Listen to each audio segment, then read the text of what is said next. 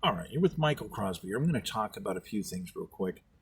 Look at this. Our annual appeal to defeat press freedom. When you're looking at all this stuff, there's one. This is the one thing I want to point to. Please stay with me for a moment here. 18,432 of 60,000 acts of support.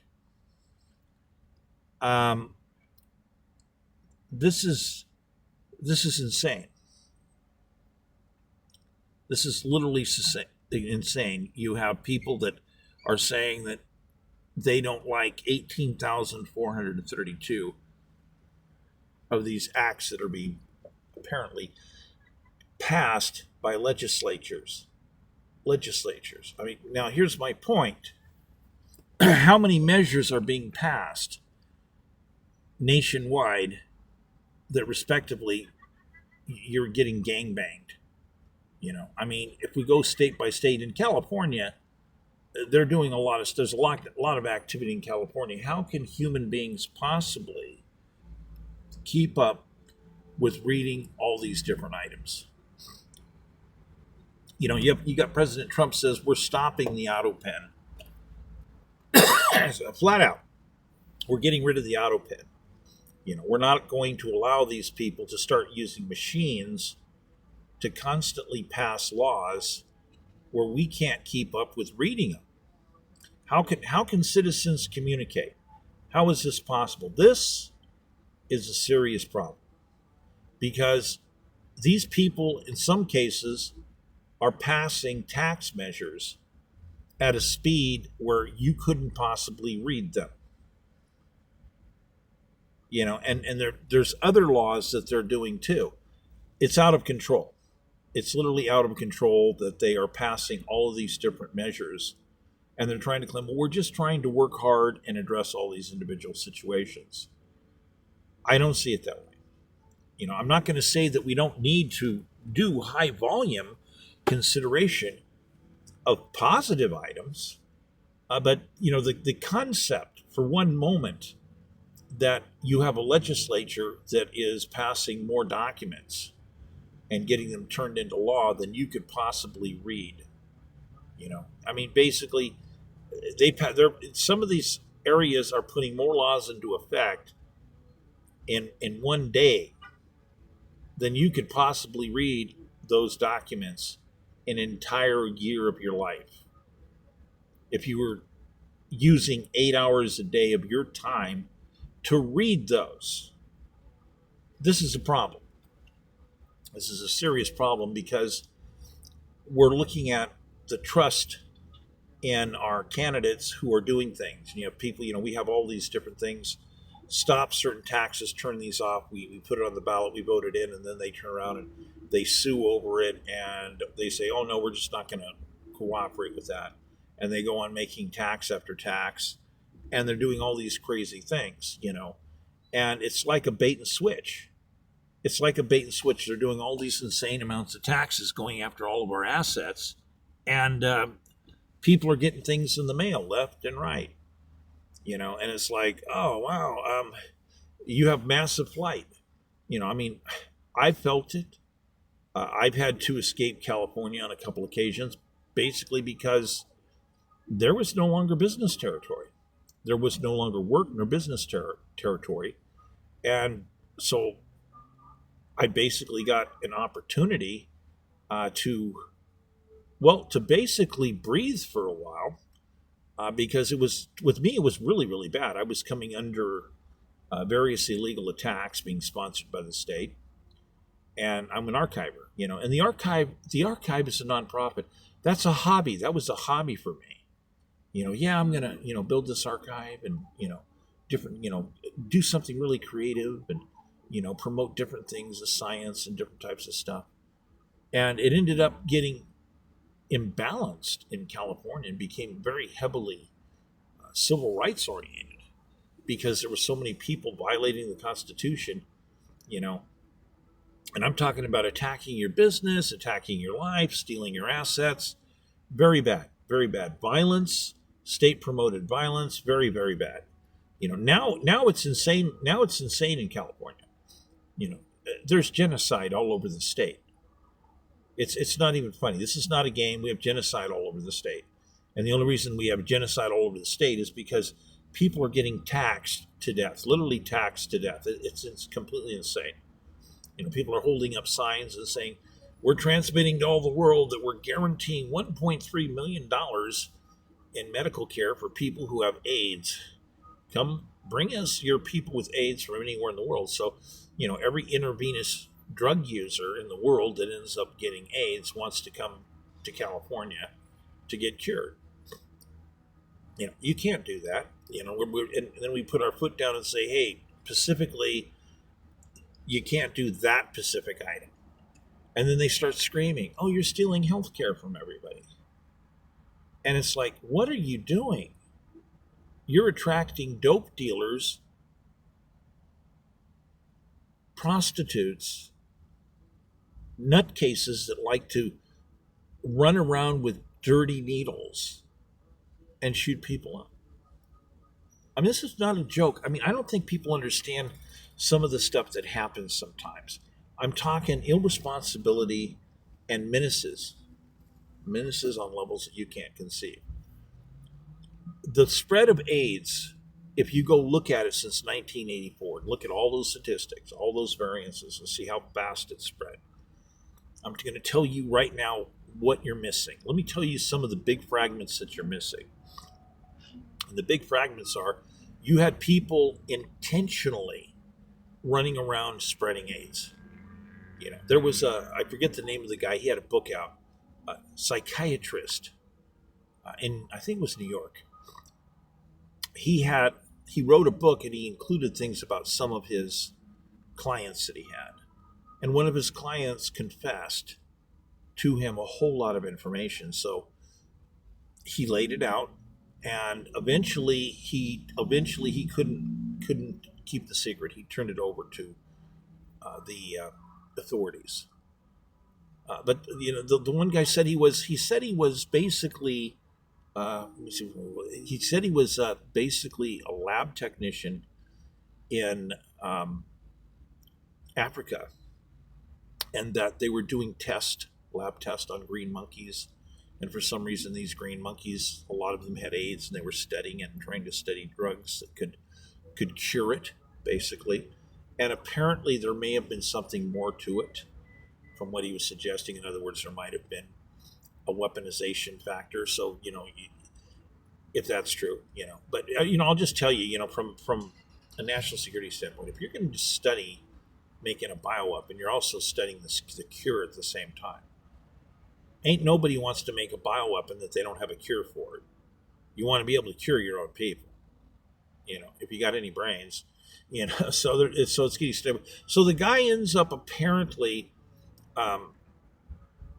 basically in the lab and like listening to a ball game or something, and he's distracted, and all of a sudden he goes to reach across for something, and he accidentally touches the spinning test tubes, and one of them breaks. Boom, cuts him, and he gets infected. And he's like, "Oh man, that was stupid. That was dumb. Yeah, sure was.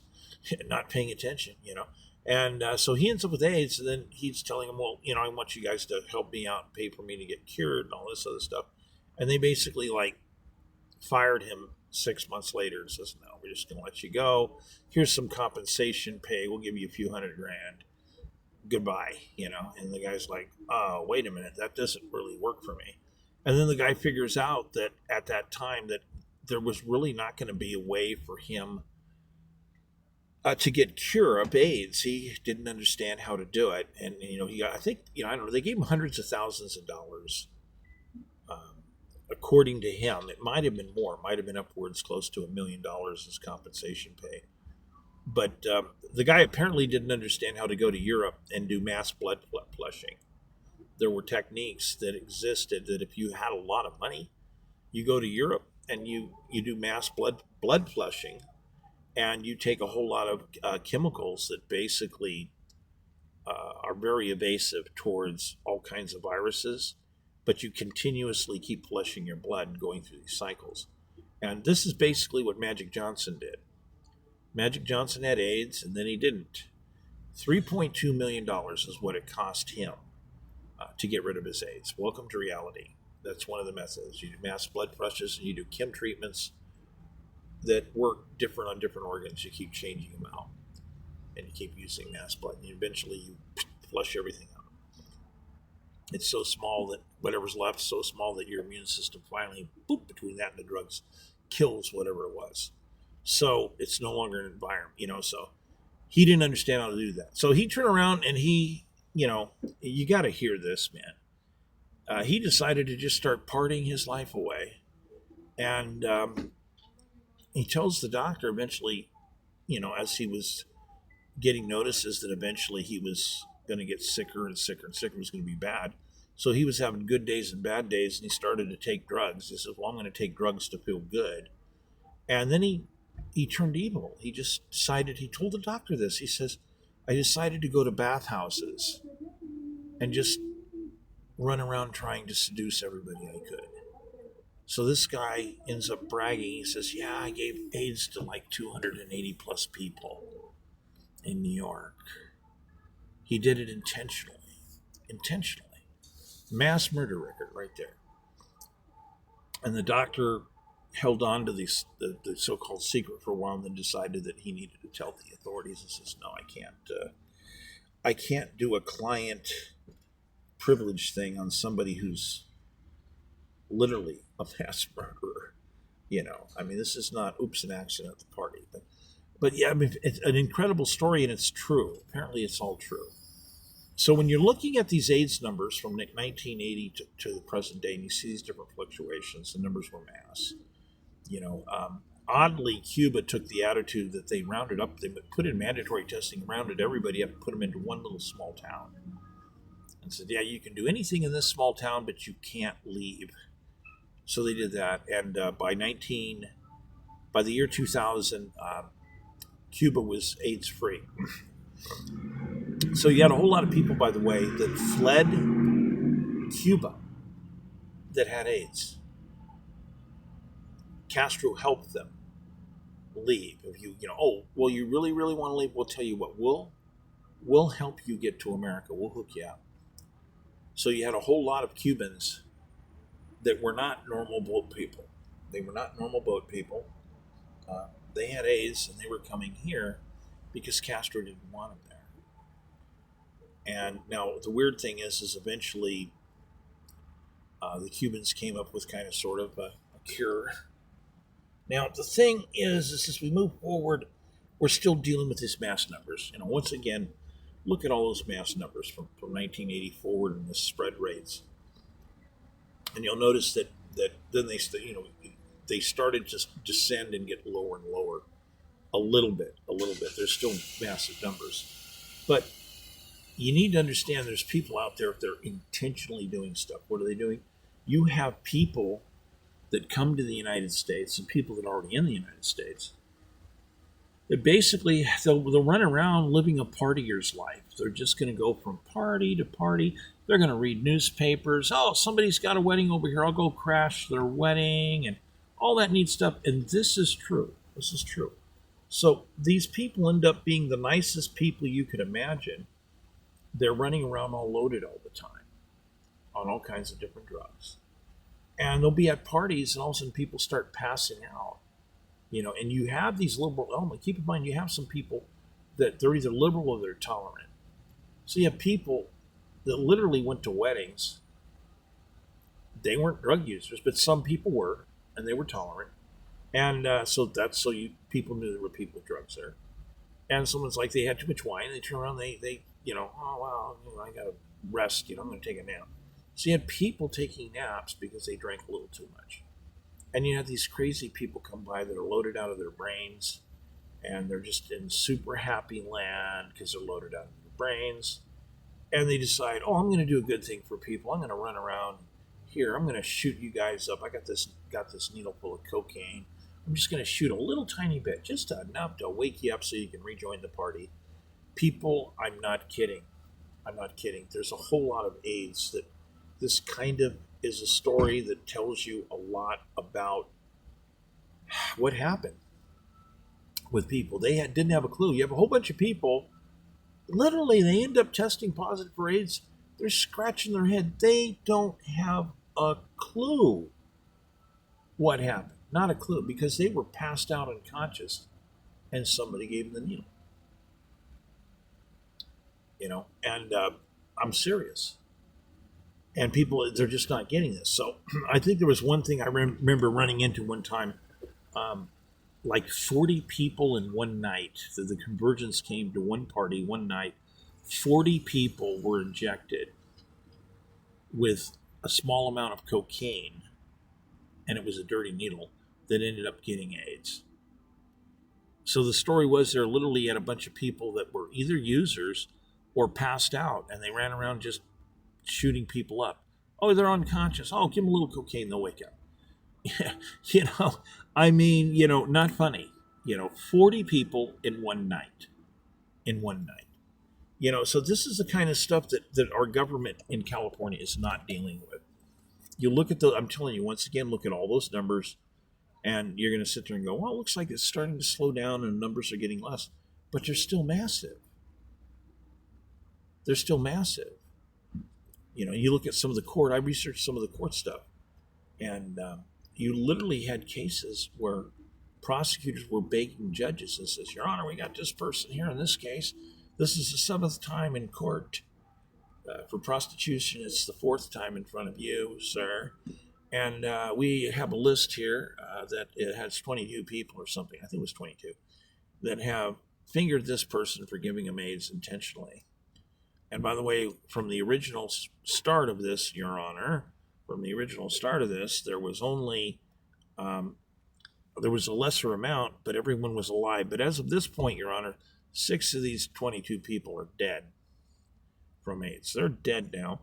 So, Your Honor, you have to lock this person up in order to protect society. And by the way, this is like multiple offenses this person's been caught for. This is number 7. Technically, you can put them away for 1 to 3 years. I suggest you do that to save people in society. And the judge turned around and says, I don't want these people protesting around my house. I'm going to just call it time served. And the prosecutor's going, Judge, Your Honor, you can't do that. You can't release this. This man's a predator. He's going to kill people. He's already proven to kill people. He's a mass murderer already. 6 people are dead. The judge didn't care. I don't want people protesting around my house. How can you have that kind of conduct going on? I'm serious. Because certain ones of these people, they will inject people that take a nap. They'll do it to them on purpose, without their consent. This is part of the problem, and plus they lie. A bunch of them lie. This is why you have so many people coming up with AIDS. They go, well, it's connected to intravenous, and this. Yeah, no, duh. Who's the guy that thinks that? Who's the person that thinks they're Johnny Appleseed running around with a dirty needle, and they're just going to give a sample to everybody? That's crazy. Wow.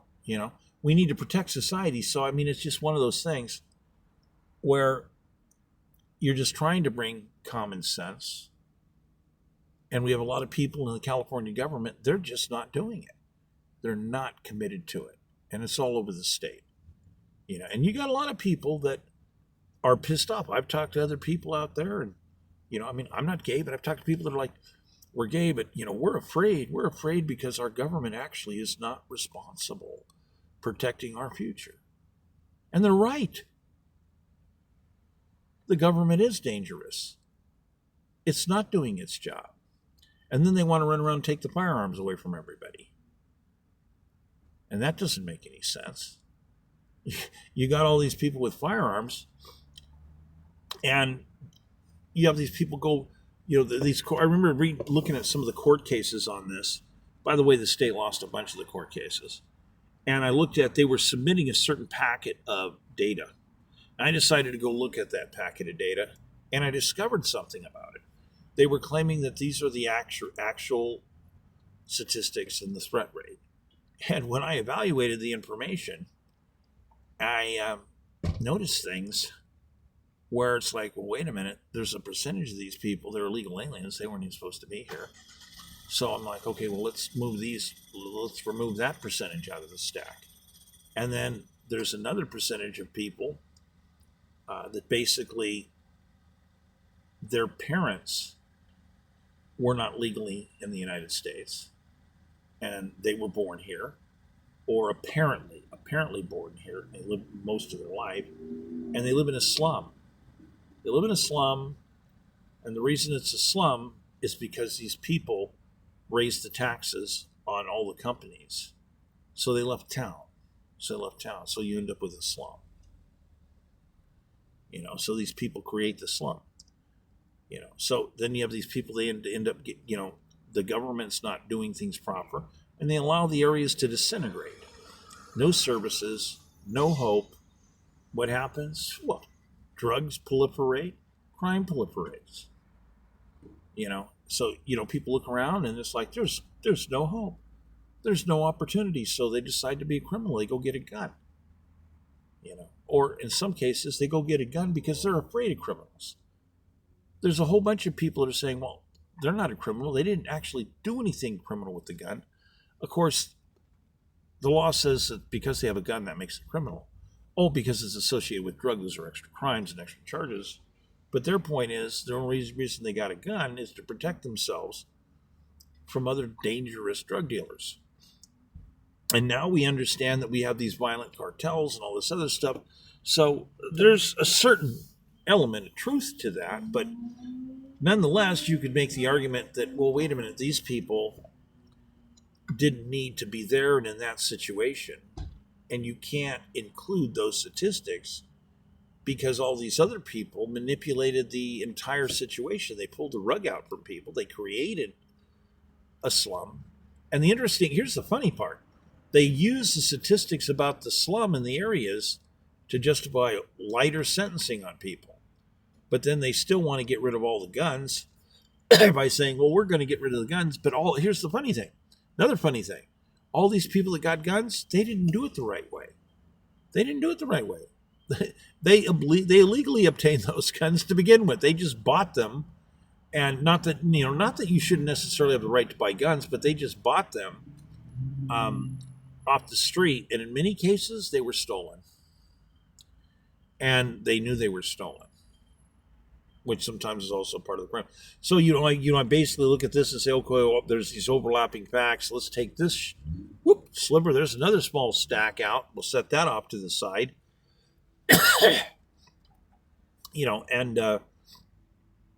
So you start looking at these different statistics, and before you know it, you got another stack where it's like, well, wait a minute, here's a bunch of people. They are citizens. Their parents were citizens, but they ended up living in a slum and they got trapped, and it's quasi questionable whether they're actually drug dealers. There's not necessarily proof of that, but they were caught with some drugs. Well, maybe they used drugs. In some cases, it was marijuana. Oh, we caught them with marijuana, but they had a firearm. Okay. Okay. But, I read some of those cases. I wasn't convinced. There wasn't necessarily anything else available claiming on a file against them. So it's like, well, this is a first-time deal for some of these people. So they had a little bit of pot and they just happened to have a gun. And some of these guns were completely legal. And some of the guns were family heirlooms. So in other words, they raided these people in their house or their apartment or where they lived, and there was a firearm there. But the firearm belonged to their grandfather. The firearm was doing its own thing. It's been in the family for many, many years. Got nothing to do with anything other than the fact that it's a family heirloom. But they had some marijuana, and because they found a firearm, they decided that they'd go ahead and say, oh, marijuana and firearm in the same building. Well, you get a charge.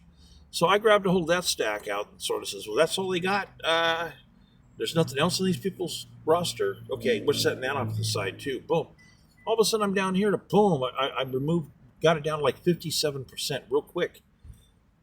Almost half the statistics completely tainted because these people completely invented the scenarios and situations, one way or another, related to those statistics. They would not basically exist, which means that now you have to adjust all these other statistics, and there's a whole lot of other areas on it, a whole lot of other areas. And so the statistics are not legitimate. And people ask valid questions concerning various other people. And guess what? The state lies. They say one thing one way, another time they turn the same information around, turn it and say a different thing another time. It's not legit. It's not legit. And it's like you look at some of the demographics of these areas and say, you understand you raised taxes like 19 times or something over here, and you made all these businesses leave because you raised taxes beyond the point where people could pay them. Yet people that they got an internet business, it's all about volume. They make their money based upon volume and sales. And the state says, we're going to add 10%. And these people went down and says, look, man, our entire makeup, our entire zone is 8 to 14%. It's the market fluctuates, and it's a volume business. We got all these 10 or 20 or 30 people hired, and here's the books right here. Boom, this is our business. There was some bigger ones too. I think it had like 70 or 80 employees, and it's all based on volume. And they went to the government. They said, here's our books. Boom, right here. Look. Here's our markup. Here's estimates on our competitors. Boom, where they're at, what they're charging. If you up the game 10%, we'll no longer be able to compete. It'll be impossible to compete against our competitors, and our business is done. It's over with. And they didn't care. California did not care. They just bowed their neck and did it. And it's amazing because you had like 60,000 jobs gone in like 3 weeks. They passed that measure, and in 3 weeks, boom, all these people lost their job. They got notice that says, well, we're leaving the state. If you want to keep your job, you can come with. And there's a lot of people like, no, I don't, family, and we're not going to leave. So that was it. The end. 60,000 jobs, bang, gone in 3 weeks.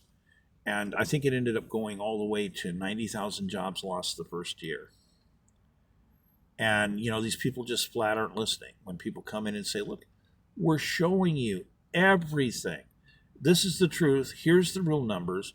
And you want to do something that's absolutely impossible and completely destroy the entire concept of the business. They're like, they don't care. They keep doing this again and again. There's no logical reason to do that. And in some of these things, I remember people were running around, they had AIDS, and says, oh, well, there's a portion of the money that's going to go for AIDS cures and for AIDS stuff. So you had a lot of people that were really up on it, a lot of gay people, a lot of people with AIDS. They were really up on the idea to vote yes and get that in or whatever, or support the law or whatever. So you have all these items that just keep stacking up again and again. And you have people that live in these regions. I remember living in regions in LA. I was born in LA. I watched LA disintegrate, literally disintegrate. I watched the businesses leave. I read the newspapers. I read the complaints that the businesses were putting out, flat out telling people, you can't put this many new taxes on us. It's too much. We'll have to leave. And this keeps going on again and again and again and again. And they're destroying businesses. They're not paying attention to any form of logic whatsoever. It does not, I investigated it, does not match business logic of what's necessary. I watch these disintegrations happen. And it's just all these different things. And you have all these people in government consistently lying about their actions, lying about what they're doing, lying about, what the effect of what they're doing is going to be. And this goes on and on and on. And then they're doing all these things, hold up a big sign, so you're having all these criminals that come into the country from all over the world. They got AIDS or tuberculosis or whatever. They come in from all over the world for the free healthcare now. So you have to put a stop to that. And so you have ICE. ICE is out there doing a dangerous job. We know this. We've seen this. ICE is out there doing a dangerous job. And you're hearing all this ridiculous statements they're making, and they're completely ignoring the statistics of all of the automation, robotics, and AI that we've known. I've known it for 25 years, more than 25 years. I was actually working on a program to anticipate it more than 10 years ahead of time of how many people are going to lose their job and where at, so we could create a smooth transition item. People laughed at me. Now all of a sudden, these people don't even want to give me the time of day and acknowledge the truth. So they're saying sanctuary city on one hand, but they're completely denying the fact that they already know that statistics indicate all these massive new changes: automation, robotics, AI. And they're going to sit there and just keep lying again and again and again. It's actionable. You have people sitting there breaking federal law. You're watching a debate. They're breaking federal law. It's actionable. They can be arrested immediately. In fact, they've taken an oath to the Constitution of the United States. Matter of fact, it's a federal oath. You can't run for office unless you take an oath. How do I know this? Because I had to take an oath to run for office. That's the way it works. You got to have an oath on file. I do. So these people swear to protect the Constitution of the United States, and then they're saying sanctuary and all these different things that you just can't do that. It's against the law. It's against federal law. It violates the tactical table constitutional understanding. And so they won't adhere to it. They will not adhere to protecting the Constitution. So it's a federal constitution. So it's federal parties that will come in and arrest them, put them in front of the court. So, well, you're doing this. You said this. Okay, well, look, that's against the law. It's beyond the shadow of a doubt. You've been recorded. You've confessed live on national TV of this position, and that's a confession. You hereby are found to have violated your oath to protect the Constitution of the United States, and you're disqualified from being a candidate.